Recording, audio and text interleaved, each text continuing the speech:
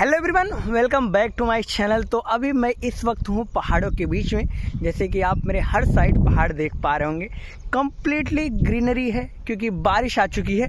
इसके अलावा आज जो है बादल है ना, वो भी चार चांद लगा रहे हैं। जैसे कि आप बादल देख पा रहे हो, कितना खूबसूरत लग रहा है। ऐसा लग रहा है कि वाह क्या बात है। अभी इस वक्त जो बज रहे हैं 6 बजे का वक्त है और यहाँ पर बहुत ही बेहतरीन हवा के साथ साथ खूबसूरती भी दिख रही है। खूबसूरती के साथ बादल भी आज काफ़ी अच्छे लग रहे हैं। और साथ में जो तालाब आप देख पा रहे होंगे, तालाब जो है कंप्लीट भर चुका है और बादल कितना खूबसूरत लग रहा है। ऐसा लग रहा है कि अभी बादल नीचे आ जाएंगे, लेकिन ऐसा कुछ नहीं है। तो फिलहाल ऐसी ही वीडियो देखने के लिए आप हमारे चैनल को सब्सक्राइब करके ज़रूर रखें। Thank you so much for watching this video.